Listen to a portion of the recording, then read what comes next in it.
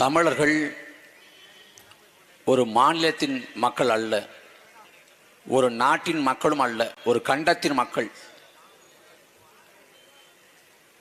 குமரி கண்டத்தின் பிள்ளைகளாக தோன்றிய மூத்த குடியின் மக்கள் தமிழர்கள். நாம் உலகத்திற்கு எல்லாவற்றையும் சொல்லி தந்தவர்கள் தமிழர்கள் தான்.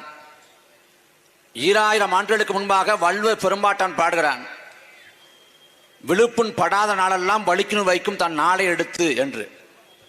ஒரு நல்ல சுத்தமான வீரன் விழுப்புண் படாத நாட்களை தன் வாழ்நாளில் வீணாக கழிந்து போன நாளாக கருதுவான் என்று 2000 ஆண்டுகளுக்கு முன்பாக வள்ளுவ பாட்டன் போதிக்கிறான்.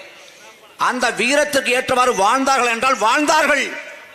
அதற்கு உதாரணங்களாக தலைவர் பிரபாகரனும் நமது ஐயா வீரப்பனாரும் இருக்கிறார்கள். அப்படிப்பட்ட வீரமும் மானமும் அறிவும் மாண்பும் கொண்ட ஒரு இனத்தின் பிள்ளைகள் நாம். ஆனால் வரலாற்றின் போக்கி எல்லாவற்றையும் இழந்திருக்கிறோம். எந்த ஒரு தேச இனத்துக்கும் இந்த அளவுக்கு இழிவான நிலை வந்ததில்லை.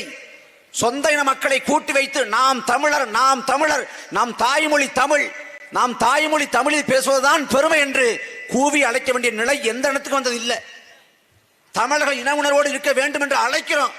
அருகாமையில் ஆந்திரா இருக்குது, கேரளா இருக்குது, கர்நாடகா இருக்குது. எந்த மாநிலத்திலாவது அந்த மாநிலத்து மக்களை தன் அடையாளத்தை உணர சொல்லி அங்க போராட்டம் நடத்தியது உண்டா? பொதுக்கூட்டம் நடத்தியது உண்டா? கருத்து பரப்புரை செஞ்சது உண்டா? எங்கே இல்லை. ஆனால் தமிழ்நாட்டில் மட்டும் இந்த நிலை இருக்கிறது. அதன் விளைவாக எல்லா உரிமையும் பறிபோனது. அருகாமையில கர்நாடகா இருக்குது. நாம காவிரியில தண்ணி கட்டி போராடினோம்னா கர்நாடகாவில் வாழக்கூடிய தமிழ்ல துறை அடிக்கிறேன். இங்க காவிரியில தண்ணி கட்டு நாம் போராடுறோம்னா போராடுறது. அங்க காவிரி டெல்டா மாவட்டங்கள் இருக்கிறது கர்நாடகாவில். தமிழ்நாட்டில் காவிரி டெல்டா மாவட்டம்னா தஞ்சாவூர், திருவாரூர், நாகப்பட்டினம் என்பது போல அங்கேயும் மாண்டியா, பெங்களூரு, சாம்ராஜ் நகர், மைசூர்னு ஒரு 4-5 மாவட்டங்கள் தான். ஆனா காவிரி சிக்கல் என்று வந்தால் ஒட்டுமொத்த மாநிலம் பத்தி எறியுது. கட்சி கடந்து எல்லா எல்லைகளையும் கடந்து அரசியல் சார்பு கடந்து எல்லாம் ஒருமித்த குரல்ல தமிழ்நாட்டுக்கு தண்ணி கொடுக்க கூடாதுங்கிறான்.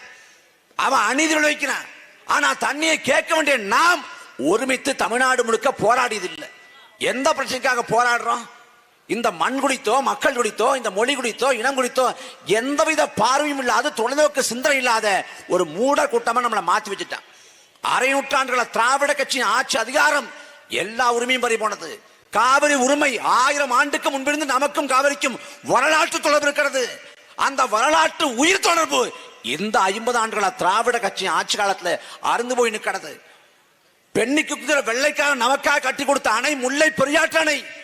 அந்த முல்லை பெரியாற்று அணை தமிழர்களுக்கு சொந்தம் இல்லை எங்க நிலையை உருவாக்கி கொண்டிருக்கிறது கேரள அரசு. அதை ஆளக்கூடிய திராவிட அரசு வேடிக்கை பார்க்குது. அதே போல பாலாற்று நீர் உரிமை. பாலாறு தமிழ்நாட்டுக்குள்ள 222 கிலோமீட்டர் பாயுது. ஒரு தடுப்பணை கூட இல்லை. ஆனா ஆந்திராக்குள்ள 33 கிலோமீட்டர் பாயுது. 22 தடுப்பணை கட்டி அதன் உயரத்தை அதிகப்படுத்தின. அவன் உரிமை, அவன் வாழ்வாதாரம், அவன் வாழ்வுங்கிறதுல தெளிவா இருக்கான். நாம் எந்த அளவுக்கு இருக்கோம்? மாறி மாறி திமுகவுக்கும் அதிமுகவுக்கும் வாக்கு செலுத்துறோம். எதற்காக திமுகவுக்கும் அதிமுகவுக்கும் வாக்கு செலுத்தணும்? என்ன செஞ்சு கிழிச்சிட போறேன்?